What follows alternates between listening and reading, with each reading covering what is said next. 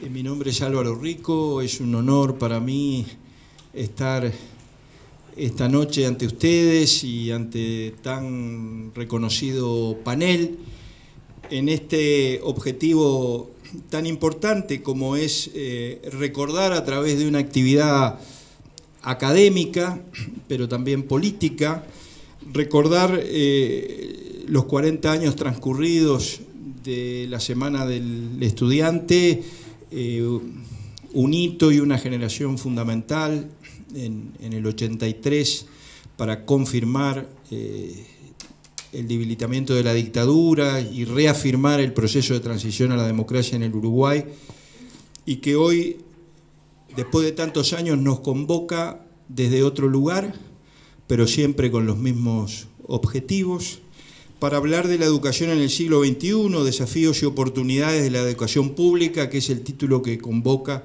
a estas jornadas organizadas por la Facultad de Humanidades y Ciencias de la Educación.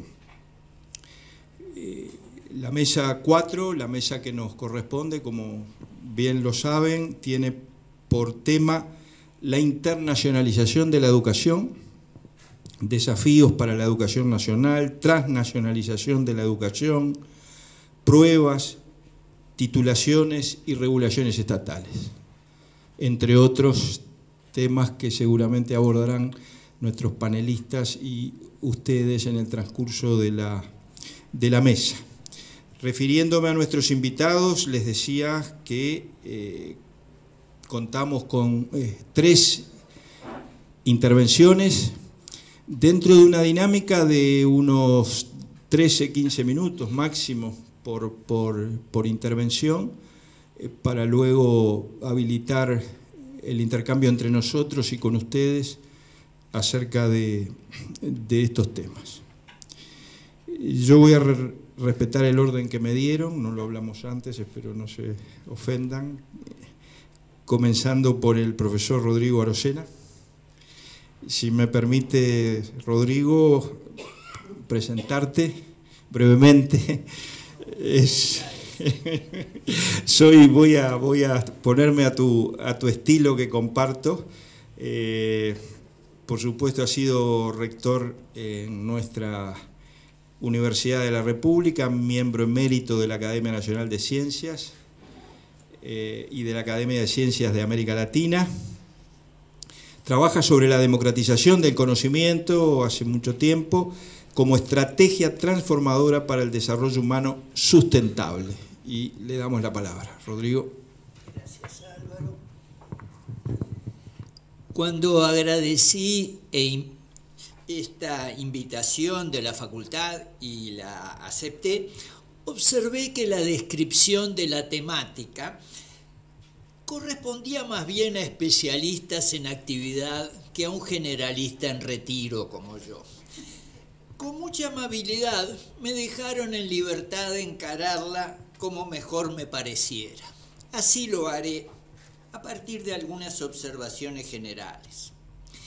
En la tarea científica con vocación aplicada, corresponde combinar sin confundir 4 enfoques diferentes.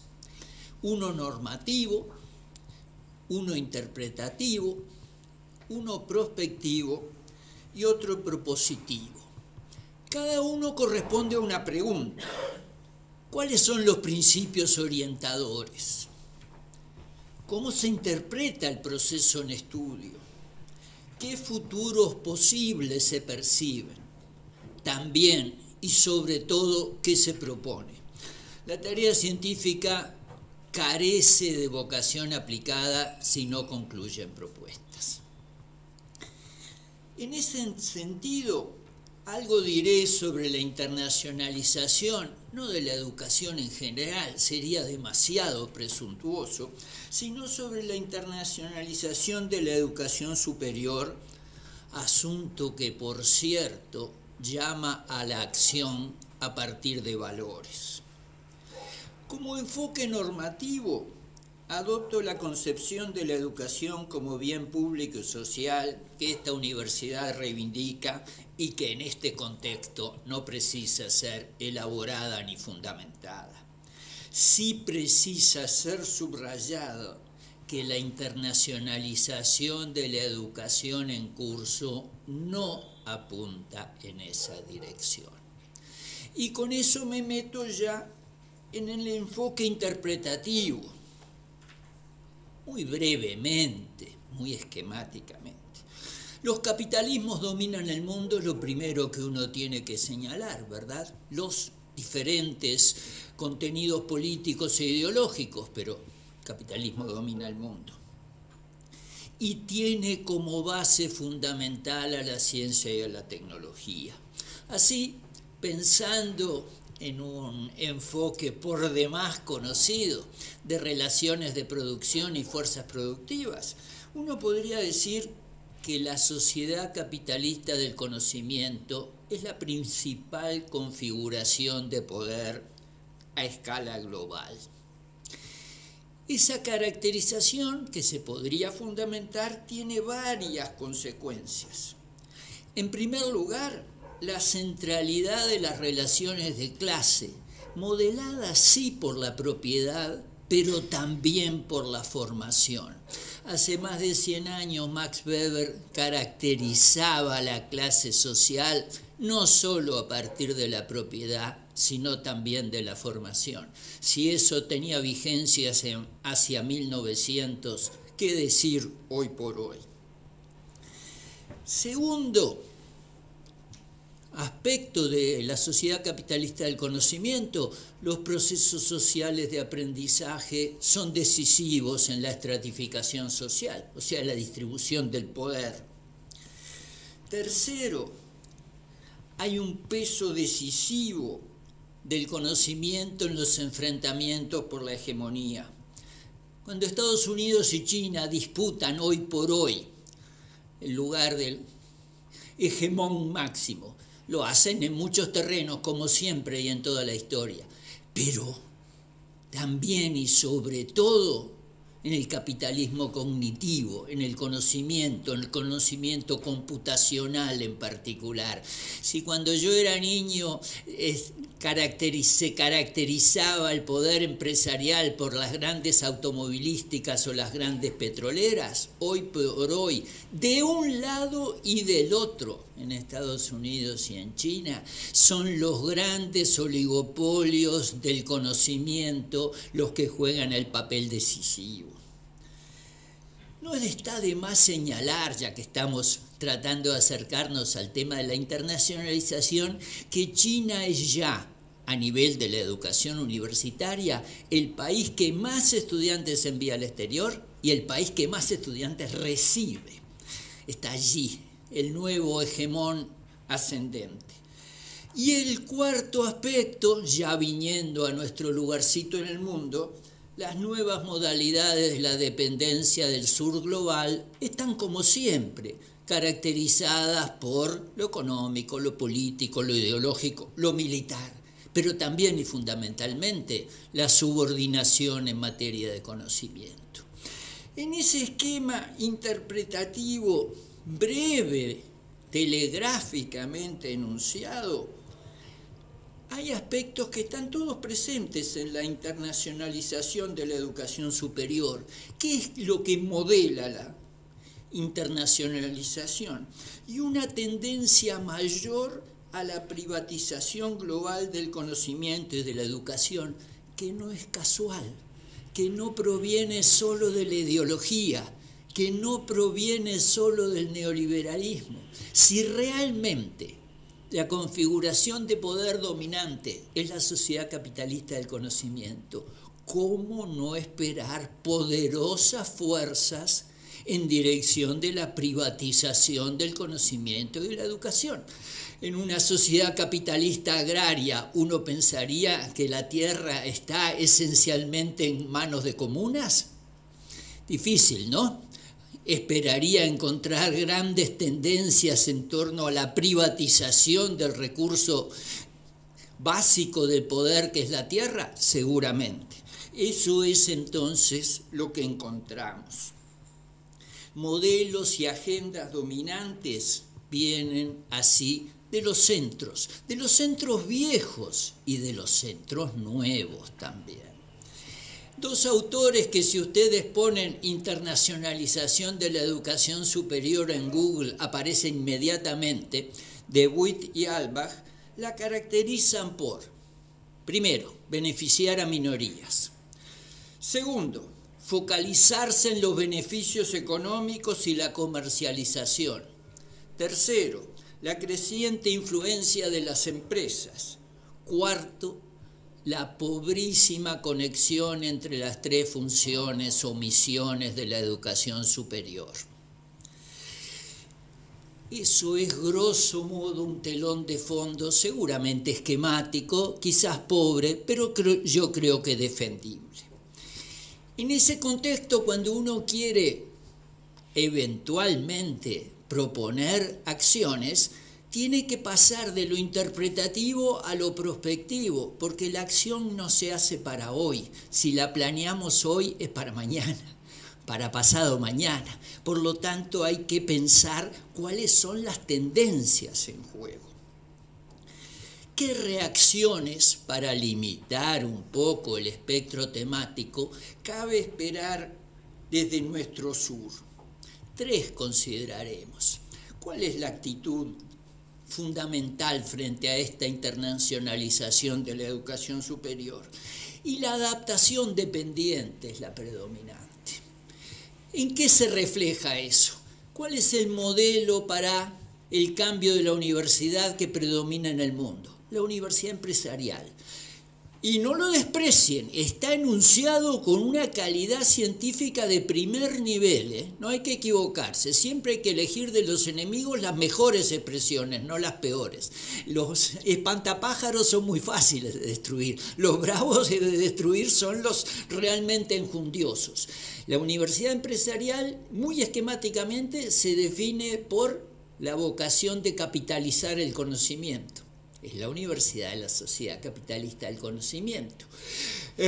Hace poco, OCDE, BID y Banco Santander hicieron un estudio sobre la universidad empresarial en América Latina, puesta como ejemplo del futuro. La UTEC es el caso del Uruguay que mencionan.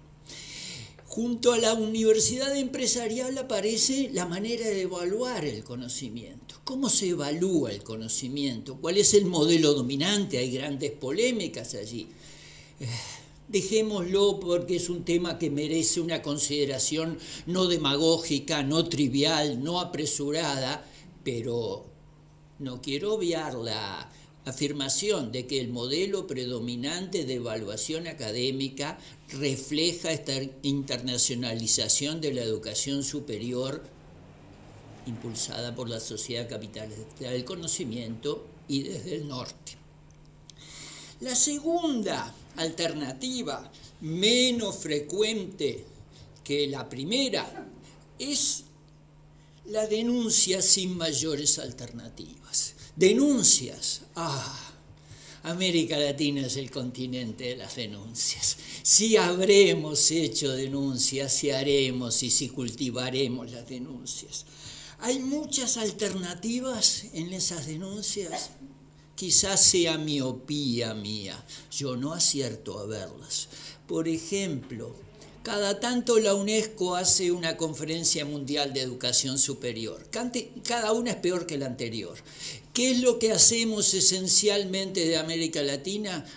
Nos contamos a nosotros mismos cómo actuamos en la conferencia anterior, pero no nos ponemos a ver qué hemos hecho por cambiar, por transformar, por mejorar nuestra educación superior en el contexto de la sociedad en que nos toca vivir. Y la tercera alternativa, imprescindible pero muy minoritaria, es claro, ya fue mencionado en la mesa anterior, la democratización del conocimiento y la educación. Pero hay que decir en qué sentido, aunque sea muy brevemente, hablo de democratización. No es solo una cuestión, digamos, normativa, no es solo una cuestión normativa, no es decir que deberíamos ser sociedades menos injustas, sí, claro que deberíamos ser, pero tiene que ver con disminuir las diferencias de poder y con construir poder colectivo de los sectores postergados. Eso quiere decir democratización. Y esa es una alternativa imprescindible, pero que difícilmente deje de ser muy minoritaria, vista la distribución real del poder económico, político e ideológico. Ahora bien, acercándome ya a terminar, si uno habla de la prospectiva, cabe recordar la primera lección de quienes trabajan en ese terreno. Dice así: la tendencia no es el destino. Eso lo escribió Lewis Mumford, probablemente uno de los grandes intelectuales en el estudio del contexto social del cambio científico y técnico. ¿Y qué ejemplo podemos dar hoy aquí de que la tendencia no es el destino? Y la generación del 83, ¿cuál era la tendencia dominante en el Uruguay y América Latina cuando irrumpió un actor colectivo, joven e irreverente, que a las pautas de conducta de una generación muy próxima a ella incluso las dejó de lado? Hizo cosas muy nuevas. La tendencia no es el destino. Y queda el enfoque propositivo, que no será abordado aquí por razones de tiempo, pero sobre todo por razones de prudencia. Le corresponde a la gente en actividad, no a los retirados, abordarlo. Pero sí quiero hacer una observación al respecto. Si uno se plantea hacer cambios democratizadores en la educación superior y en la generación y uso del conocimiento, no va a bastar un periodo de cambios, no van a bastar algunos cambios. Estas cosas no se resuelven de una vez para otra. Lo que hay que pensar es en términos de la transformación permanente. Si uno recuerda muy viejas, aún para los veteranos como el que habla, muy viejas discusiones sobre el cambio social, la discusión clásica de 1900 entre revolución y reforma, bueno, lo que hemos aprendido, si algo hemos aprendido, es que ni la solución del cambio drástico de un momento para otro, ni la expectativa progresista alcanzan. Hay que pelear por las reformas permanentes, todo el tiempo. Cada reforma, aún las exitosas, generan intentos de contrarreformas, generan nuevos problemas. Por consiguiente, si hay una sugerencia desde la perspectiva de quien mira las cosas como un observador, piense en la democratización de la educación y del conocimiento en términos de reforma permanente. Creo haber cumplido con mi tiempo, señor moderador. Muchas gracias a todas y a todos.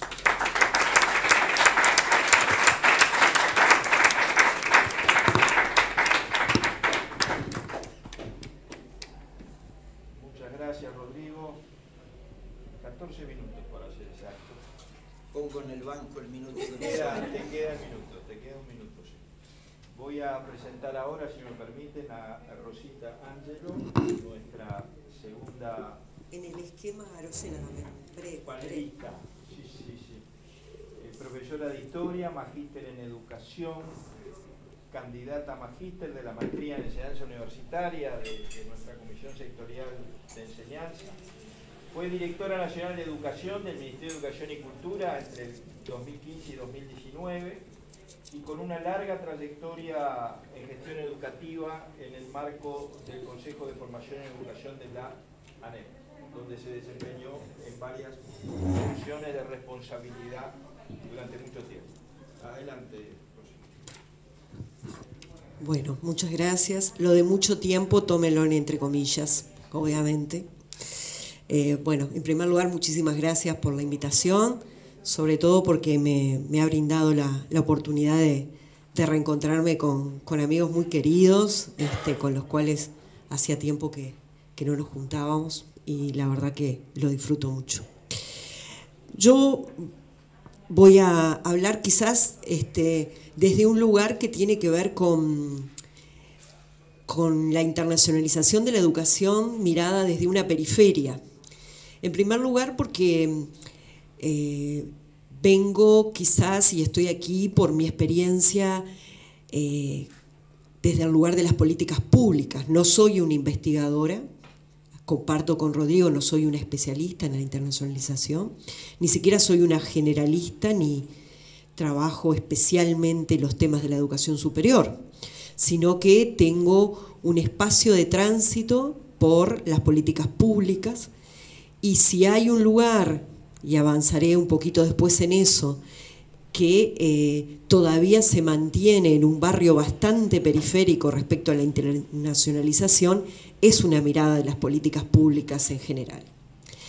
El segundo punto por el cual estoy en la periferia es porque, como señalaban hoy también, mi lugar y mi anclaje de trabajo tiene que ver con una formación en educación que todavía sigue batallando para ser reconocida como educación superior. Por lo tanto, también estoy ahí en esos márgenes. A veces estamos más cerca, a veces estamos más lejos, y a veces nos despachan con un papel, pero en realidad también estamos en un lugar complejo para pensar los procesos. Y el último lugar para pensar desde la periferia es que, un poco tomando lo que planteaban las colegas en la mesa anterior, la internacionalización de la educación es un proceso que no solo tiene que ver con la educación superior y que es central, sino que también impacta en la vida cotidiana de las personas, y que mi pasaje, por ejemplo, por el Ministerio de Educación y Cultura me demostró que nos cambia cosas tan centrales como quiénes pueden ascender en un concurso, cuáles son los títulos que me permiten un aumento, cuáles son los reconocimientos sociales respecto a los grados, quiénes se pueden presentar para ser jefes y quiénes no, cuáles son los procesos en un mundo donde se mueve tanta gente que me habilitan para llegar a un lugar como A, como B o como Z. Y porque además no solo los procesos de internacionalización afectan a la educación superior, sino que también tienen que ver con otros espacios educativos que batallan por ser reconocidos. Parte de los procesos que vivimos hoy de sectores que buscan su reconocimiento como una educación terciaria, léase las formaciones en danza, las formaciones en arte, las formaciones que tienen que ver con la actuación, muchas veces están vinculados con esto que señalaba hoy Rodrigo, poder acceder en mejores condiciones a un mercado de lo académico y cómo puedo participar de esos espacios. En realidad, cuando me convocaron a la mesa, yo pensé que esta mesa es bajo la excusa de la internacionalización, es un buen lugar para hablar de cosas que nos preocupan de la educación en general. Claramente, además, el término de internacionalización de la educación ha ido cambiando con el tiempo y es bastante camaleónico, ¿no? Hablar hoy de internacionalización de la educación es bastante distinto de hablar quizás a principios del siglo XX, donde hablábamos quizás mucho más cándidamente de procesos de globalización, de educación transfronteriza. Hoy hay muchas miradas sobre el proceso de internacionalización, pero en general hay como grandes procesos que caben dentro de esa etiqueta y que tienen que ver con cuestiones que las instituciones vivimos, que tienen que ver, bueno, con el reclutamiento de estudiantes internacionales, los programas para erradicar docentes extranjeros, el promover espacios comunes de educación superior, el reconocimiento de los títulos, las publicaciones arbitradas y su circulación, los programas de becas, y que en realidad también en la vida común y corriente tiene que ver con que uno encienda el informativo y escuche el ranking de las mejores 10 universidades, que tienen que ver con cómo se candidatea, ¿no?, los mejores espacios para investigar, a dónde se mueven los flujos deseados y no deseados de estudiantes, los flujos deseados y no deseados de egresados, y aquellos flujos que buscan certificarse y reconocerse. Rodrigo citaba, y yo lo estuve leyendo también hoy a DeWitt, cuando hablaba de que el proceso internacional es un proceso que busca integrar lo intercultural, lo global, la idea de que una educación postsecundaria tenga como fin mejorar la calidad de educación y la investigación para todos los estudiantes y el personal y hacer una contribución significativa para la sociedad. Ese proceso en realidad es bastante puesto en cuestión, porque cuando uno mira esos movimientos son bastante asimétricos. En realidad las cabeceras de puentes no tienen cabeceras de puentes que se mueven rápidamente y que a veces desembarcan gran cantidad de estudiantes para captar becas, pero después el puente no devuelve en la misma cantidad y calidad a los egresados o a los preocupados por la construcción de ese bien común. Como lo señalaba Rodrigo también, esta relación del norte y el sur global tiene que ver con dos ideas que en este tiempo que tengo me gustaría. La primera que es lo complejo de pensar estos movimientos en una América Latina que está marcada por un pasado colonial, que muchos de los investigadores cuando miran los procesos que tienen que ver con la internacionalización hablan desde hace mucho tiempo de procesos marcadamente elitistas. Y ahí hay enormes discusiones, ¿no? Si la movilidad virtual va a permitir el hecho de aumentar los movimientos, si América Latina va a poder salir de esto que planteaba Landinelli de ser un espacio subordinado, ¿no? América Latina, en los números, en la presentación que hace Pedro respecto a los datos de cuántos estudiantes recibimos en los procesos de internacionalización, tenemos menos del 1,3 de estudiantes que América Latina recibe. Sin embargo, sí enviamos y postulamos en un porcentaje mucho más alto. Y ahí, en esta cuestión de pensar el lugar de América Latina en estas relaciones con el norte global, me voy a dar lugar para dos apuntes. El primero, que también a veces hablamos de Uruguay y de América Latina y el Caribe, cuando pensando cuestiones quizás demasiado homogéneas, ¿no? A mí me gusta, hay una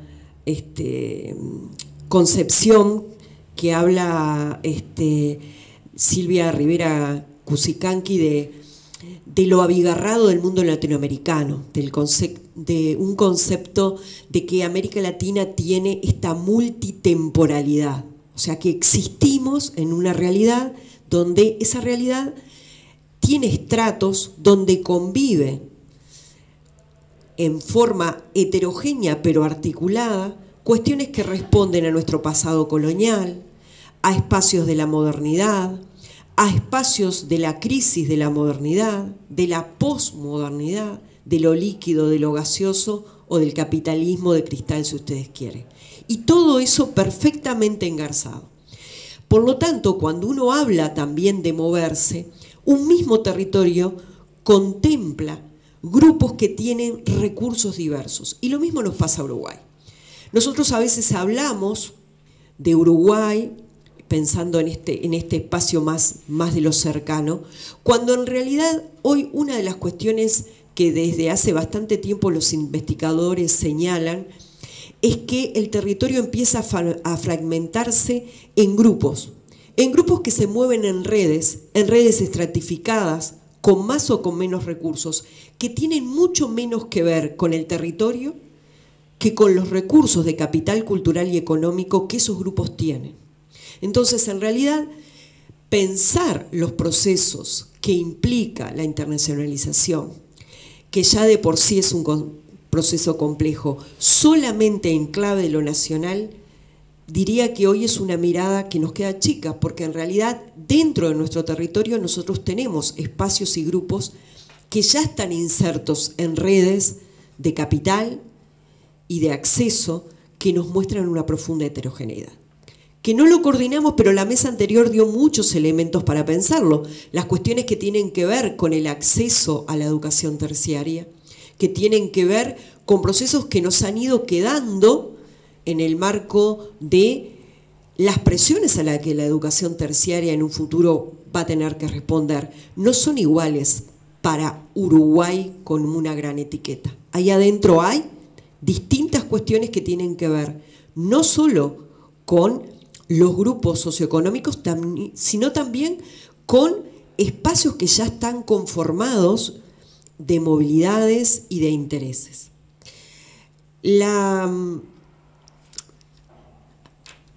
Hay temas, estoy haciendo un ejercicio para ser prolija y no irme de lo que me planteé, porque han planteado algunas cuestiones que me parece bien interesantes poder después, pero capaz que en las conversaciones de las preguntas los podemos plantear. Esta heterogeneidad, este mundo de lo abigarrado en lo que habitamos, donde cohabitamos con cuestiones muchas veces contradictorias, y voy a dar dos ejemplos muy claros porque los miro para que me entiendan. Yo recuerdo mucho haber ido a Paraguay y estar discutiendo el tema de la necesidad, ¿no?, de un fortalecimiento del proceso de la educación universitaria en Paraguay, y tener sentado al lado de una persona cuya preocupación, en realidad toda su familia había hecho la universidad y tenía armada una red en universidades de renombre, y era todo un grupo social para el cual la preocupación de la universidad en Paraguay no existía, porque ellos estaban inmersos y estudiaban en universidades en Inglaterra, en Estados Unidos, en Francia, al lado de otros sujetos para los cuales el mundo de la universidad paraguaya recién se estaba conformando, ¿no? Y en Uruguay también nos pasa, nosotros tenemos redes conformadas, investigadores que circulan y otros sujetos que están intentando acceder por primera vez y cuyos capitales recién se están consolidando. Entonces, a veces cuando hablamos en lógicas de estados nacionales, también nos olvidamos de esto que Castel hace mucho tiempo decía, de esta cuestión de que a veces los grupos se desterritorializan y existen grupos de interés que se mueven por fuera de estos espacios de territorio. La idea, además, de esta preocupación de la internacionalización, que empieza a ser una preocupación central en los discursos respecto a la educación terciaria, y me voy a permitir no solo hablar de la educación superior, sino de la educación terciaria en general. A partir de 1998, cuando a partir de estas reuniones que hoy decía Rodrigo, empiezan a organizarse y empezamos en UNESCO organiza una CRES, que fue en el año 98, y que empieza a hablar de esta idea de la educación superior como un derecho, y empieza a hablar de esta idea de la necesidad de una democratización del conocimiento. Luego tuvimos una reunión que fue en el año 2008 y la reunión del año 2018 que fue en Córdoba. A partir de ahí uno empezaba a ver, y eso es un buen ejemplo, cómo a partir de esa preocupación había agendas internacionales donde todo el tiempo empezábamos a tener como una preocupación el tema de la internacionalización. La última reunión, que fue en el 2022, de la UNESCO en torno a la educación superior, olvidó, diría yo, no está tan presente esta idea de la educación superior como un derecho. De hecho, la declaración lo que habla tiene que ver con otras preocupaciones de la educación a lo largo de toda la vida y la relación con el mundo del trabajo. Y esto también habla de cómo las agendas también pierden o ponen acentos. Esto que decíamos hoy y hablaba de cuál frágiles son los acuerdos y cómo se mueven, Si uno, y yo lo tengo presente, la reunión del 2018 en Córdoba, celebrando además el movimiento de Córdoba, parecía haber acuerdos que estaban totalmente consolidados. El derecho a la educación, es más, se hablaba de la universalización de la educación primaria, la universalización de la media y que íbamos por la universalización de la educación terciaria. Hoy tenemos que reconocer que la idea de una universalización de la educación terciaria no solo está puesta, digamos, en duda, sino que hay actores que fundamentalmente niegan el hecho de que sea oportuno, que no es una buena idea el hecho, no todos los sujetos tienen que acceder a la educación terciaria y superior. Y esta es una tensión importantísima, porque esto también tiene que ver, no voy llevando ningún control de tiempo, así que confío en vos, Álvaro. Perfecto. Entonces lo voy a cerrar acá. Que tiene que ver con que la internacionalización de la educación es un campo en disputa de los modelos de universidad. Y así como hoy tenemos una cantidad de gente que te hace un esquema y te muestra que el modelo es la Universidad de Humboldt y que después pasamos a la universidad vinculada al mundo del trabajo y a la universidad de la empresa, América Latina siempre ha concebido las universidades desde una idea de universidades comprometidas con el bienestar social. Esa idea hoy está en disputa.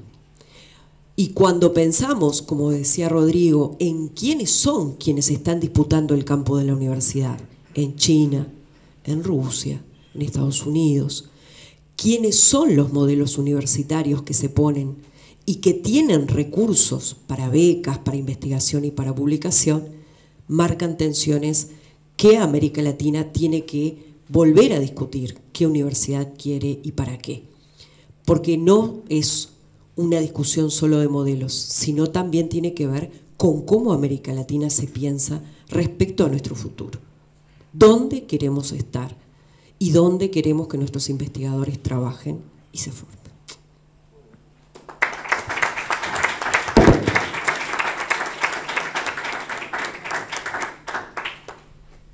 Gracias, Rosita.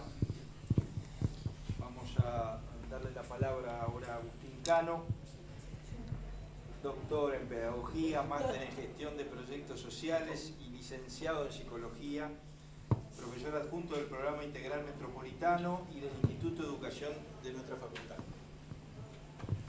Muchas gracias, Álvaro. Bueno, es un gusto para mí compartir esta mesa con Rosita, con Rodrigo, con Álvaro. Y bueno, felicito al equipo organizador de estas jornadas y agradezco la invitación. La internalización como fenómeno universitario está muy temprano en la historia de la universidad como institución, pero como objeto de política universitaria nacional, internacional, transnacional, y como objeto de estudio de la educación universitaria comparada, etcétera, es un fenómeno mucho más reciente y surge a partir de sobre todo a partir de lo que se desencadena con la transformación de la Universidad Norteamericana de la post-Segunda Guerra Mundial y su incorporación como una pieza orgánica de la industria, de los aparatos productivos, su difuminación a partir de la industria armamentística y la Revolución Verde. Y es sobre todo en la década del 70 que se afirma y aparece como un fenómeno que se empieza a asumir como un fenómeno dado, como un fenómeno neutral.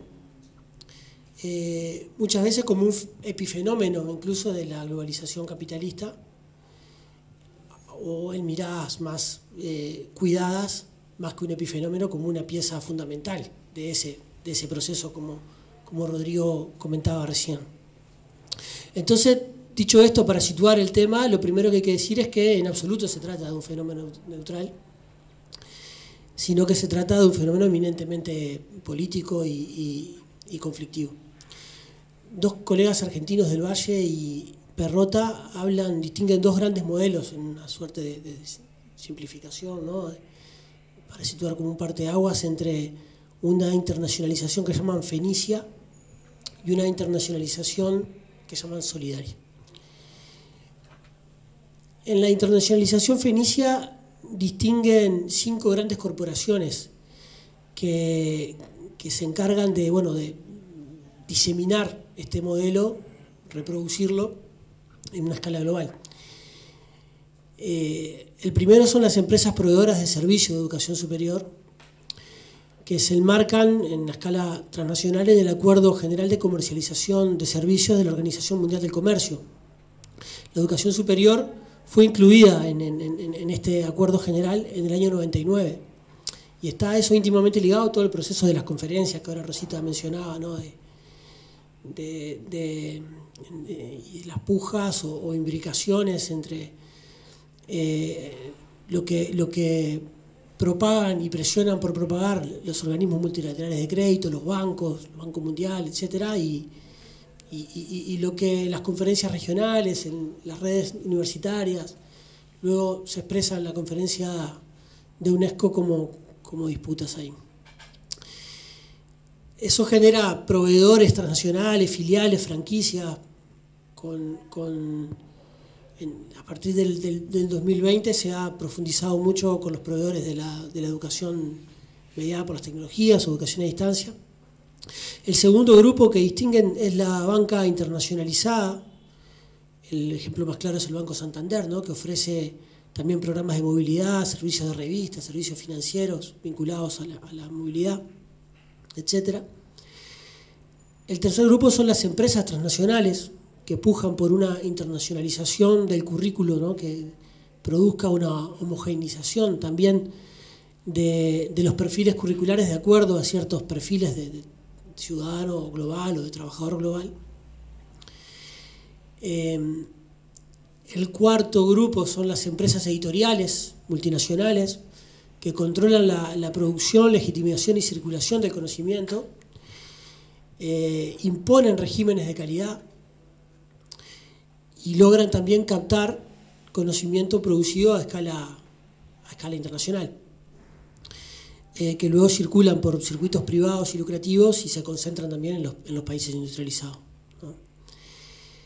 Y por último, la propia corporación académica que muchas veces sostiene desde adentro, si se quiere, y retroalimenta desde las universidades este sistema, ¿no? Ese es como el esquema que estos autores describen. Philip Albach, Rodrigo lo mencionaba hace un ratito, habla de una imagen muy gráfica que es la OPEP del conocimiento, ¿no? En referencia a la Organización de los Países Petroleros, pero del conocimiento, para describir esta triangulación entre universidades, grandes agentes del capitalismo cognitivo y las empresas editoriales. Esto produce también estos tipos ideales, estos modelos, y ahí están los chinos, ¿no? Que producen, hablando de los rankings, ¿no? El ranking de Shanghái, que es uno de los más importantes, lo inventó China para medir de qué forma sus universidades se acercaban a ese modelo que llamaron, ¿no? De la Universidad de Clase Mundial, de la Universidad Norteamericana de posguerra. Pero también produce y difumina modelos segmentados, ¿no? Estos modelos de universidad empresarial que Rodrigo mencionaba, al punto que lo que se ha producido por la acción de estos modelos de internacionalización, en particular en las sociedades latinoamericanas, son sistemas muchas veces caotizados, fuertemente segmentados en relación a la calidad, privatizados,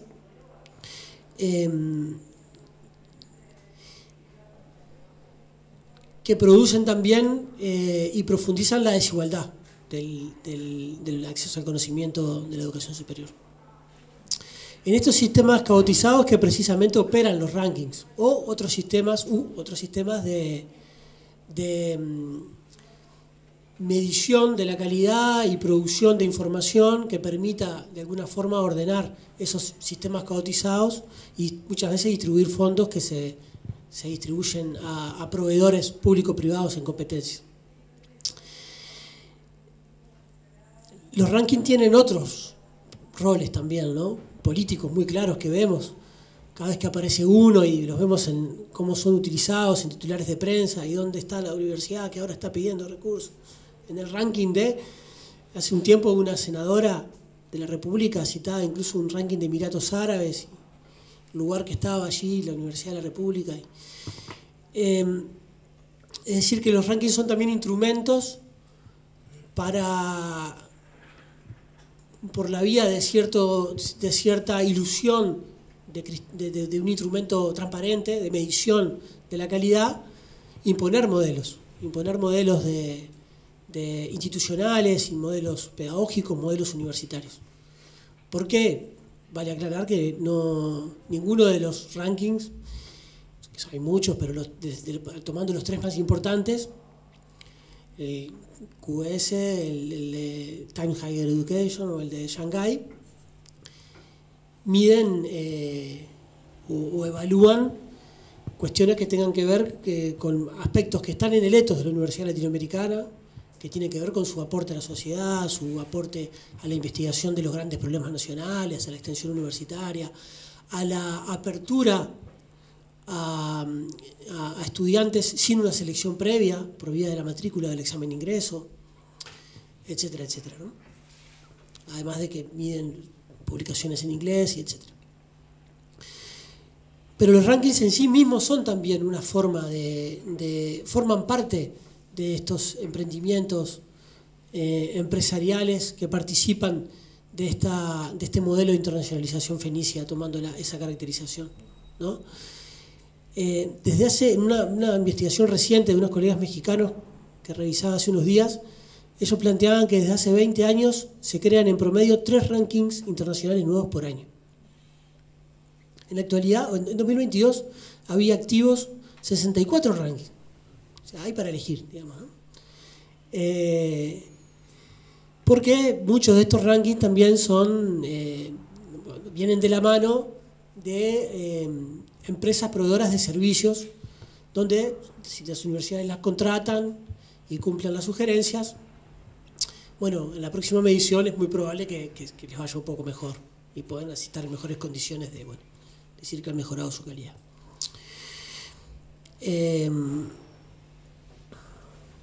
Esta introducción un poco general es para tratar de hacer el ejercicio de ubicar algunos indicios o expresiones de estos ejemplos de internacionalización fenicia en la actualidad en nuestro país.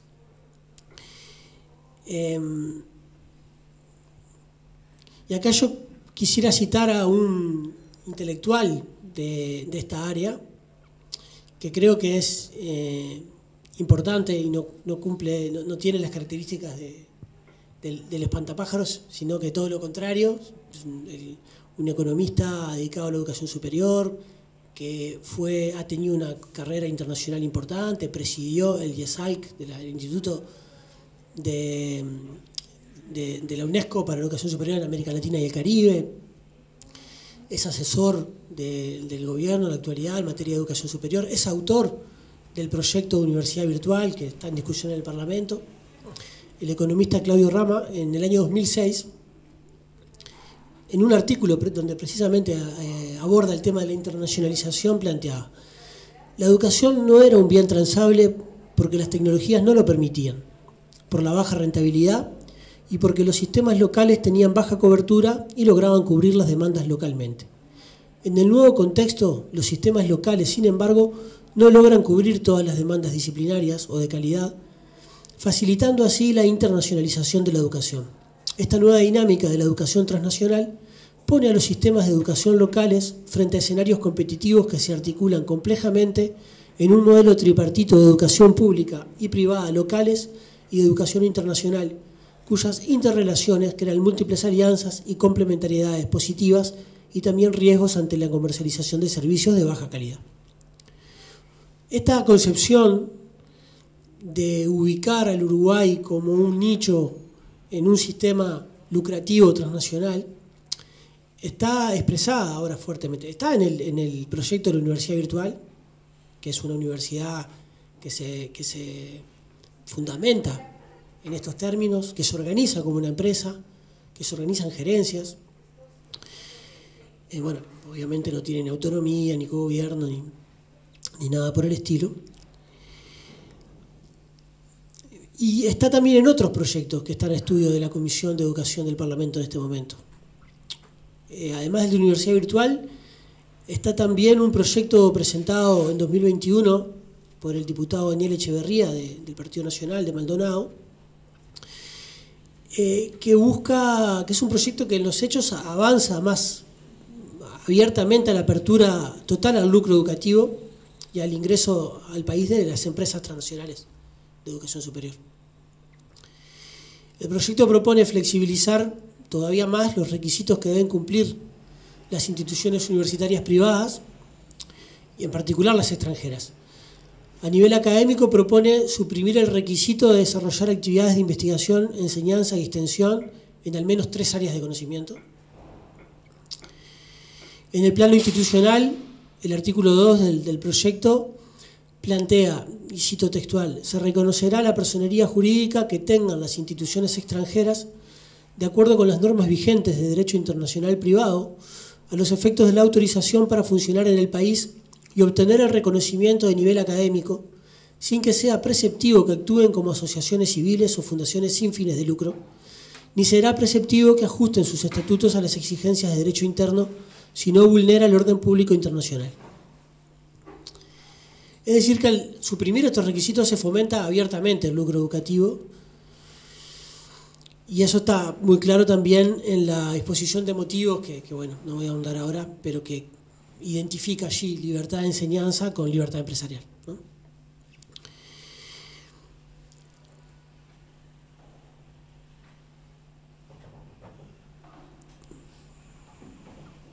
La generación de marcos normativos que sean aperturistas al lucro educativo es un importante factor que la literatura de los teóricos de la educación privada del Uruguay, en particular Rama, entre otros, han identificado, y vemos varias iniciativas en ese sentido. El proyecto también aumenta la representación política de las instituciones privadas en el sistema, porque establece la participación de al menos un miembro de las instituciones extranjeras autorizadas en los órganos asesores en la materia. Algo que ya hizo la LUC en nuestro país. Y algo que también se encuentra en este momento por ser aprobado, si no se aprobó en estas horas, en la rendición de cuentas que está en discusión en el Parlamento. Y es un tema que ha sido menos comentado que otros, pero que es relevante, y que es la modificación en la Agencia Nacional de Acreditación de la Educación Terciaria, donde por primera vez, cuando se apruebe lo que está propuesto en la rendición de cuentas, los representantes de las universidades privadas con los representantes del MEC van a tener la mayoría necesaria para acreditar carreras, aún con el voto contrario de la Universidad de la República.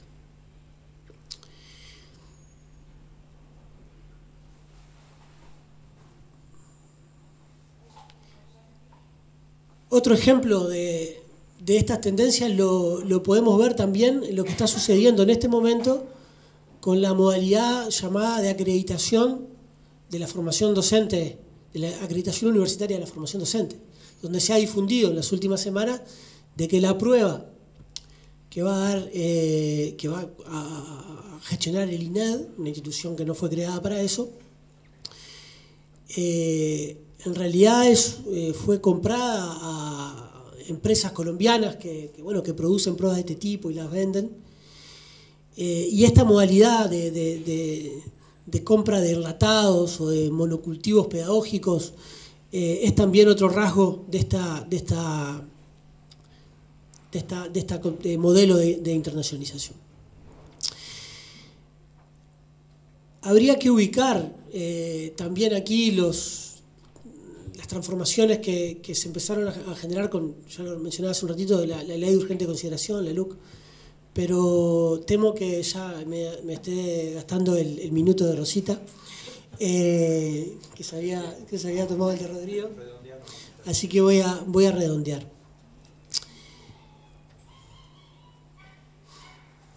Bueno, voy a hacer un redondel grande. Grande y corto. Grande y corto. Bueno, voy a hacerlo grande y corto.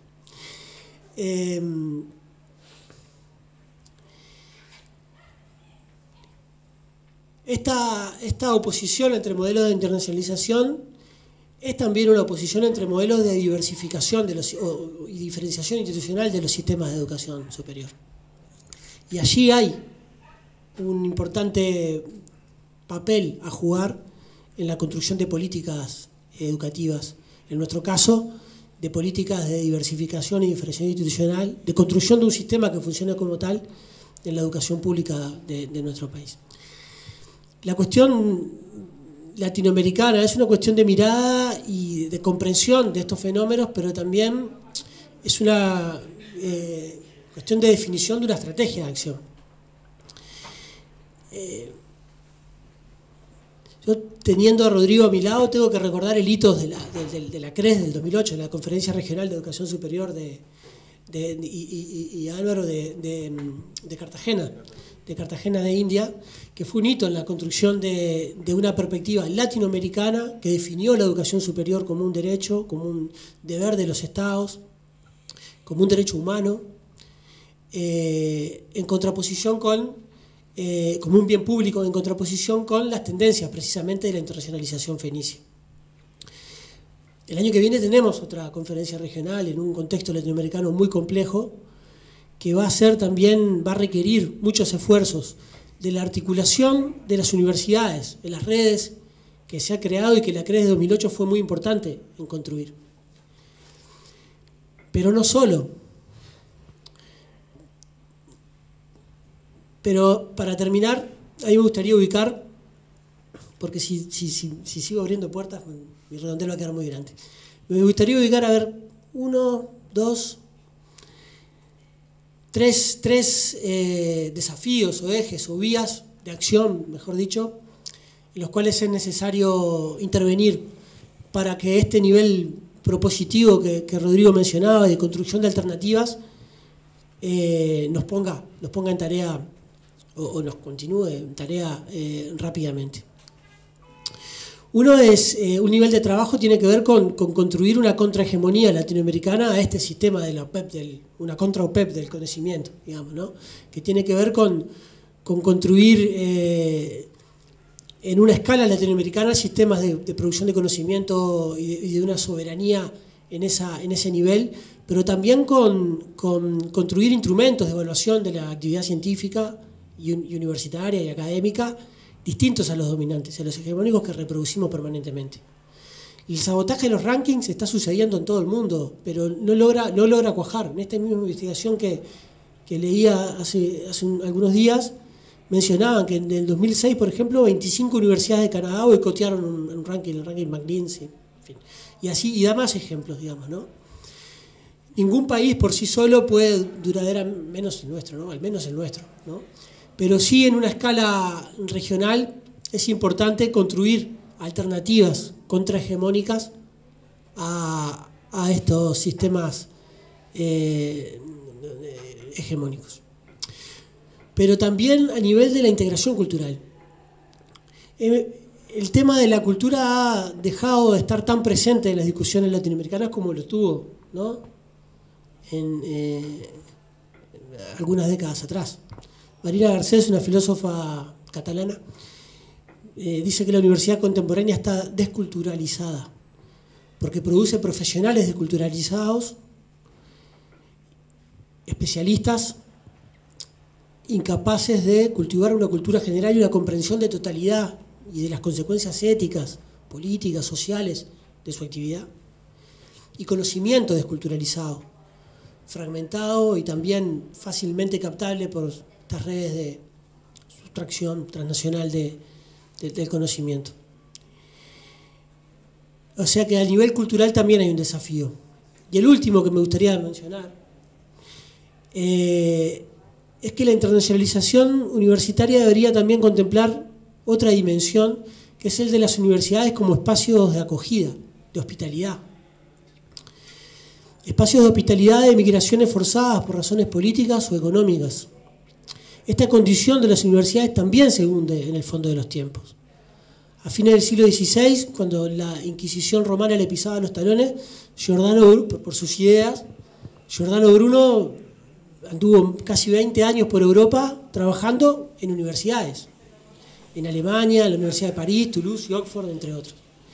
Y en las décadas recientes sí sabrán, ¿no?, Rodrigo, Álvaro y otras compañeras y compañeros, de la importancia de las universidades como espacio de acogida ante el exilio político. Bueno, en la actualidad tenemos un fenómeno migratorio que no hace más que profundizarse también por causa de la destrucción de territorios, de condiciones de vida en territorio, de la guerra, de la violencia, de los autoritarismos. Y en nuestra universidad, en la Universidad de la República, en 2020 había, en la generación de ingreso, que entró en 2020, el 5,4% de los y las estudiantes eran extranjeros. En 2021 el 4,3%. Es decir que también la construcción de una universidad hospitalaria, acogedora, que revise sus normas y sus prácticas para cumplir cabalmente esa función es otro aspecto que también sería interesante agregar. Termino antes de que Álvaro me desenchufe el micrófono.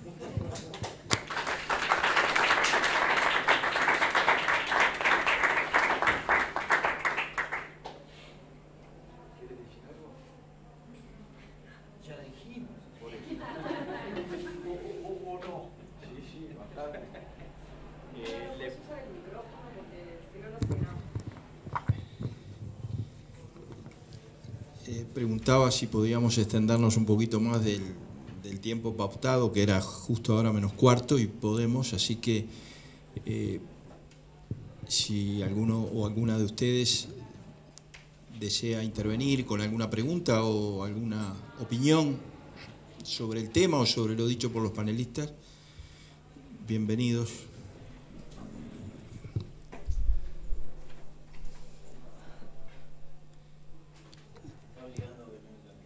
Sí.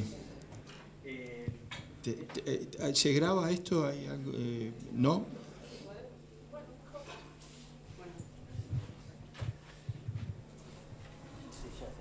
Te he anotado algunas cosas. Sí. Bueno, gracias obviamente a los tres.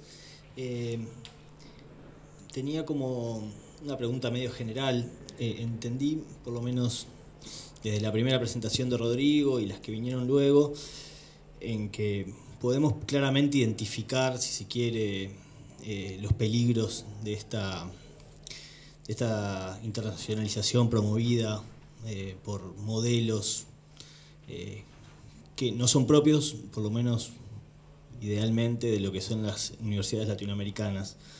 Me dio la impresión en la presentación de Rodrigo, y es una pregunta general, y la pregunta que hago es: ¿en qué medida nuestras universidades latinoamericanas también son responsables de reproducir modelos a partir de ciertos mecanismos? Pienso en los criterios de calidad científica, pienso en preservar o tratar de mantener estatus de ciencia. Pienso en la ciencia porque quizás es el campo que más conozco, pero en vínculos con la ciencia del mundo, ¿no? Y cómo eso puede ser combatido, en tanto alienta, si se quiere, a todo el sistema que Agustín mencionó de revistas, ¿no? Todo el aparato que rodea a la práctica científica. No sé si soy claro, es decir, cómo, si nuestras universidades practican ese tipo de ciencia, pueden de cierta forma no colaborar con una sociedad del conocimiento que reproduce los sistemas inequitativos que ya comentaron. Espero haber sido claro, no sé si...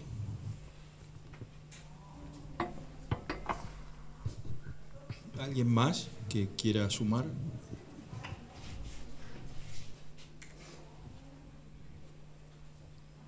Bueno.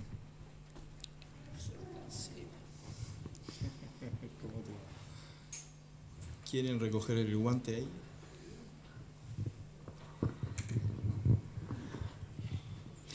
A ver, reproducen nuestras universidades los modelos que nos vienen del norte.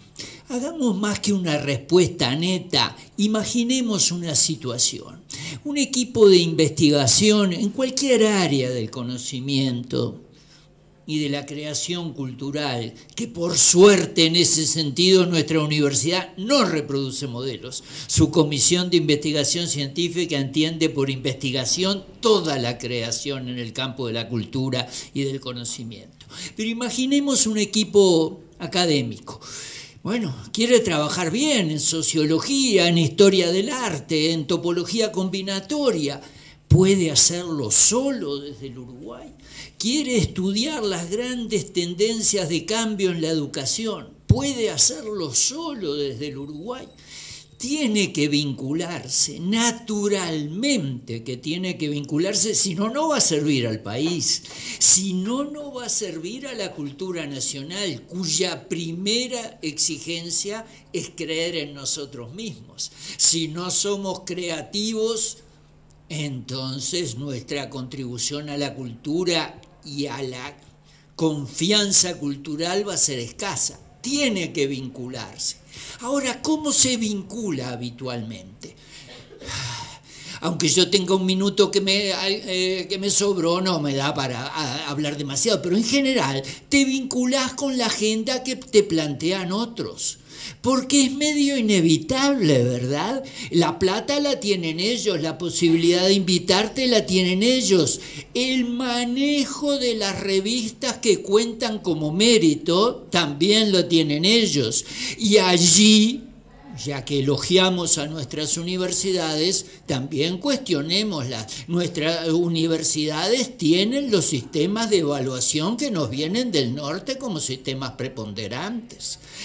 Entonces, ¿qué hace mi hipotético equipo de investigadoras e investigadores? Tiene que hacer una tarea doble. La de cualquier equipo de investigación en el mundo, trabajar con mucha gente, a alto nivel, una agenda propia, vincular lo que hace con la teoría general de su disciplina, con las aplicaciones a la sociedad, todo eso. Pero además tiene que pelear contra la agenda dominante. Es muy embromado, es muy difícil, pero se logra, y allí hay una cuestión clave.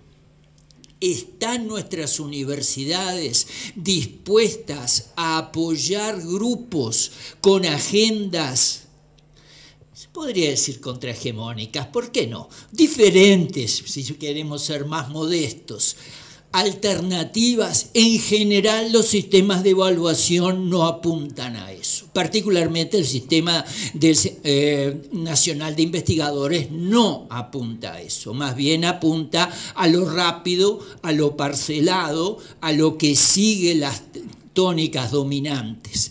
Pero eso no es lo que la cultura nacional indica. En matemáticas, Macera, en filosofía, aquí, Ardao, en medicina, Caldeiro Barcia, ¿qué los asimila a los tres para hablar solo de gente del pasado y no meterse en muchos ejemplos de hoy que podría dar? ¿Qué los vincula? Dos palabras: agenda propia. Los tres tuvieron agenda propia, crearon cultura nacional además de ciencia. Probablemente no sé si hubieran sido admitidos en el SNI, eso no me preocupa mayormente, pero crearon cultura. Entonces ahí sí hay que pelear teniendo claro que no podemos ser demagogos. Esto es muy difícil. No basta, por ejemplo, salir a la calle y tirar piedras. Vale decir, rechazar a la ciencia occidental y punto. ¿Con eso vamos a hacer mucho? ¿Cuál es el mejor ejemplo de ciencia occidental durante el COVID? Todos contestarán seguramente a partir del premio Nobel Catalina Caricó. Gran ejemplo, la húngara echada de la Universidad de Pensilvania porque no cumplía los estándares de su propio SNI y es una de las más grandes científicas del mundo. Sin embargo, eso sería un error. El gran ejemplo de ciencia occidental durante el COVID es la vacuna soberana cubana, porque tiene dos características. La primera, el más alto nivel científico imaginable. no hay duda al respecto. El equipo de Vicente Vélez Bencomo, que ha estado acá y va a volver a estar en el Uruguay, ya lo había mostrado. Pero además, cosa bien del sur, vacuna accesible para países pobres. Eso es lo que se llama investigación e innovación para la inclusión social. Es muy difícil pelearlo desde el sur, pero las batallas que vale la pena pelear son las grandes batallas. Y si estamos hablando de la generación del 83, no hace falta gastar más de los minutos que me quedaban, ¿verdad? Así que yo creo que, Juan, sí, es muy difícil esta pelea. Las peleas chicas son las que valen la pena. Gracias, Rodrigo. Yo iba a quebrar una lanza por un buen ejemplo y de paso justifico porque estoy de moderador, porque con un panel tan juicioso y cumplidor no vale la pena tener moderadores, pero hay un ejemplo que yo no lo quiero generalizar ni mucho menos batir el parche, digamos, porque no me gustan los discursos autocomplacientes, pero Laudelar tuvo un papel protagónico en muchas de estas acciones internacionales que se describen para marcar agenda, para discutir contra los proyectos dominantes. Tuvo una iniciativa que el rector Brovetto en ese momento, en el año 92, con 7 en total rectores fundadores, crearon la Asociación Grupo Montevideo, que por supuesto en el mar de esta correlación de fuerzas internacionales y financieras y empresariales y demás, es apenas una gota en el océano. No obstante, me parece conveniente incorporarlo como ejemplo positivo a escala de lo que podemos hacer, y bastante esfuerzo lleva, para seguir sosteniendo ese modelo de universidad latinoamericana y para fundar un marco de cooperación y de internacionalización que tenga sobre bases los principios que caracterizan a esa universidad latinoamericana, a ese modelo.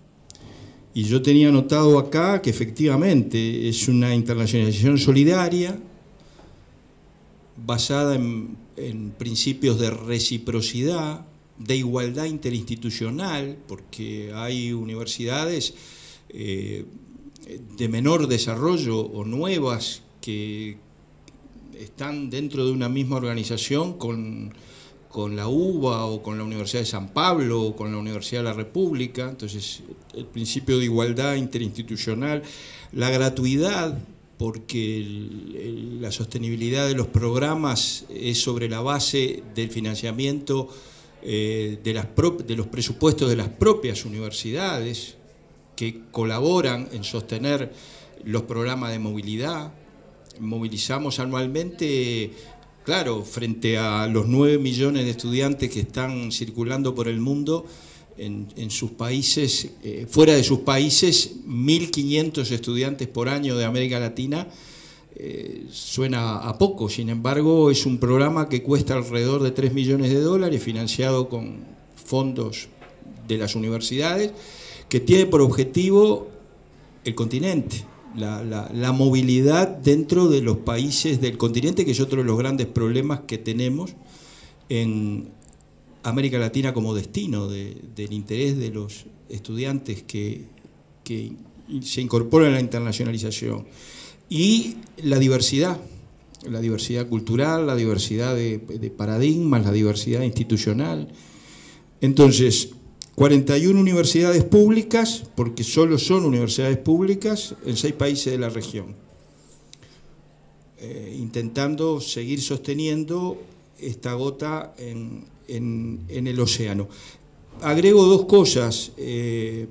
Influye mucho en esta situación y en esta discusión en el continente los cambios de gobierno, es indudable.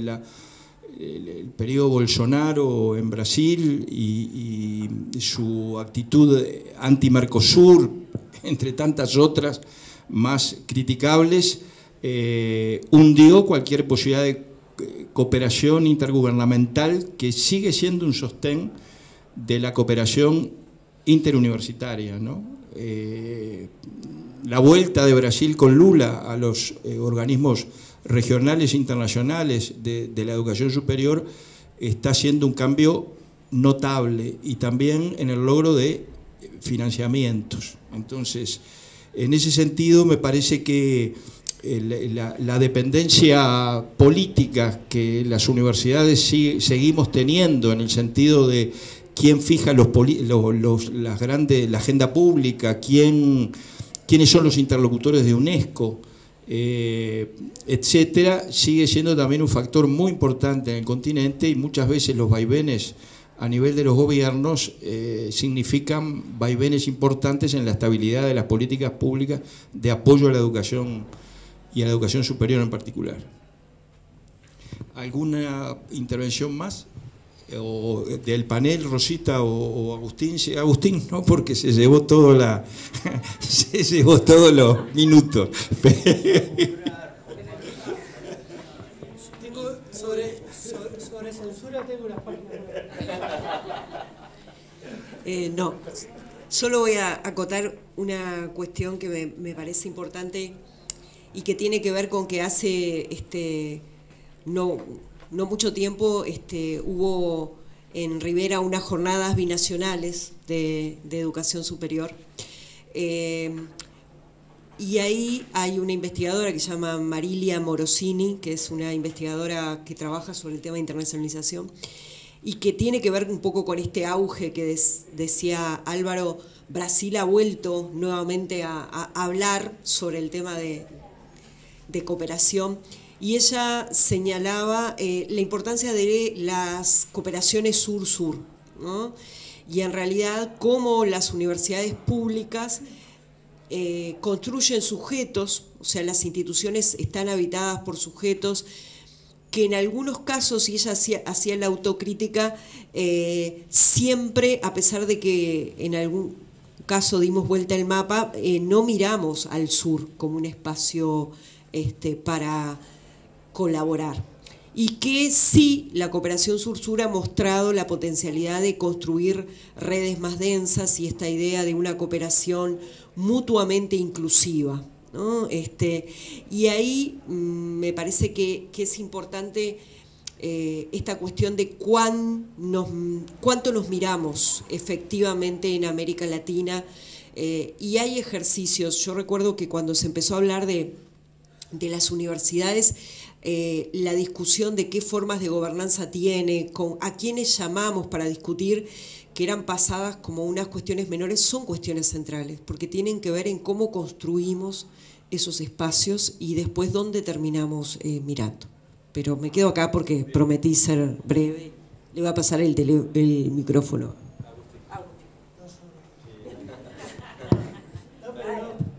No es por ser orgulloso, no iba a decir nada, no pensaba que... Muy bien, entonces damos por terminada la mesa, agradeciéndoles la presencia y a nuestros invitados.